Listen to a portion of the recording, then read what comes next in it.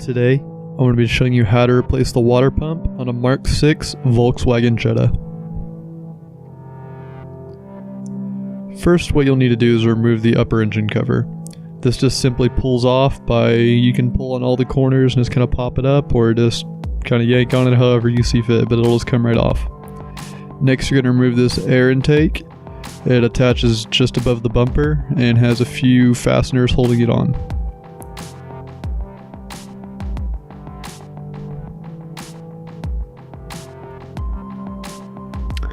Once you do that, you'll want to remove the boot that is just behind the mass airflow, so pop that off, and for the most part this airbox will pop out. You need to remove a few fasteners around it.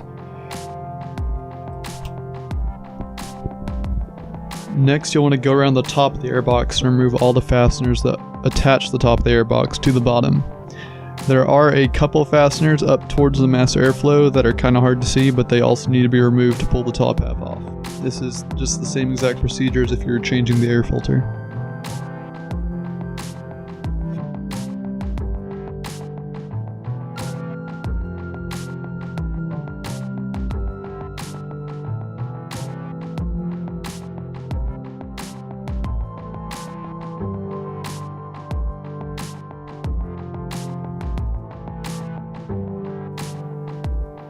Once you get all the fasteners removed, the airbox will just pop off.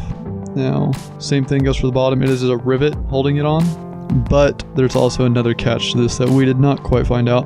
On the bottom of the airbox right there, there's a little bit that needs to be attached or detached, so you need to reach down below the headlight and pull it out. It's a real pain, but it has to be done. So this is the size I used to remove the boot clamps on the boost pipes, so right here on the throttle body and also down to the intercooler. And also, before you do too much work, you want to go ahead and disconnect the battery. Safety for the car. Then, to get to the boost pipes, you need to remove this undercover. So, go ahead and remove it. I believe it was T25s holding it on. And then you should be able to look around and find this bracket right here that holds the intake pipe. And then you want to remove the boost clamps. Now these ones are kind of a pain to get off. As you can see, it's really worn in there, so I just had to get a flathead under there and work my way around the pipe. It took quite a while, but I eventually broke the seal on it and it got out.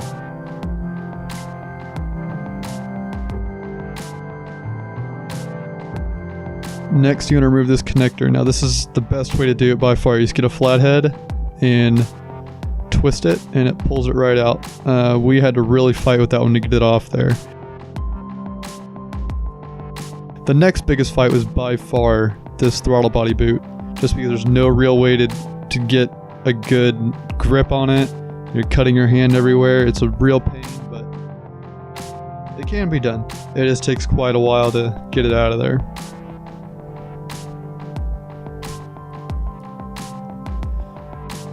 Next, just get a set of pliers and remove this hose on the top of the throttle body. Also remove all the connectors attached to it.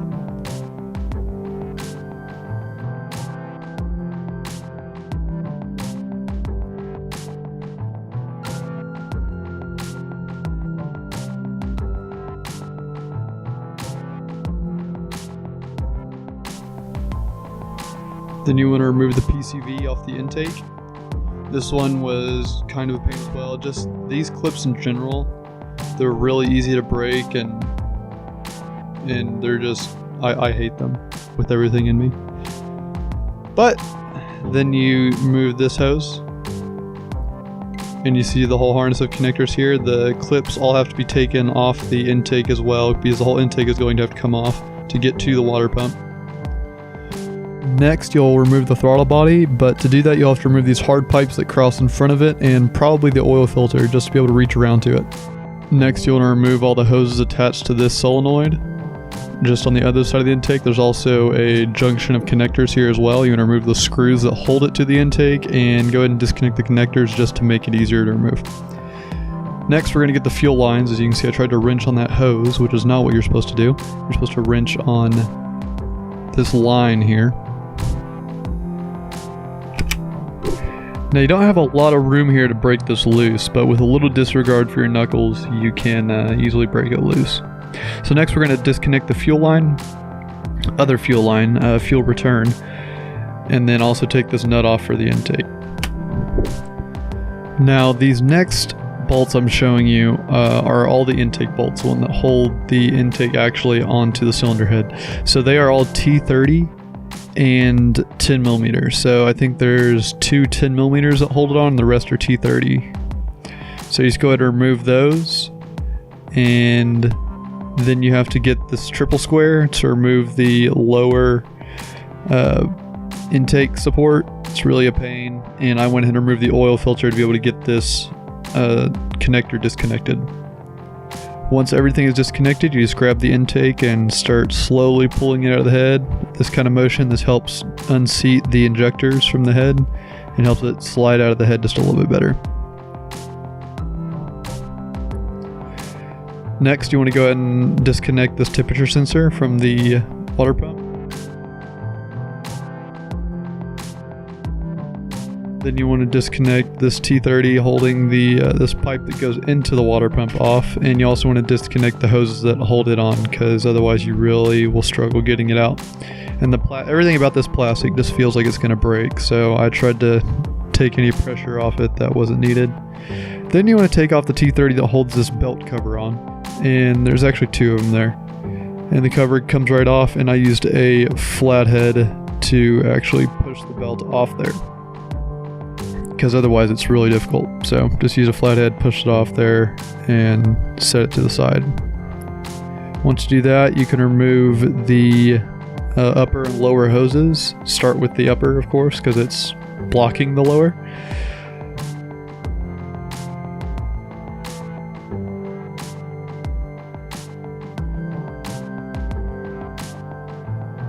Once you get the hoses removed, you can go ahead and start moving the actual bolts that hold on the water pump. So I think there was around 5, could be 5, and went ahead and pulled the water pump off. Now it's kind of awkward to get out, quite honestly. You have to pull it and push it down and also kind of twist it. It's really weird compared to things I've done, but and these dowels make it a little bit more difficult because of how they sit in there and the angle the pump wants to come out from.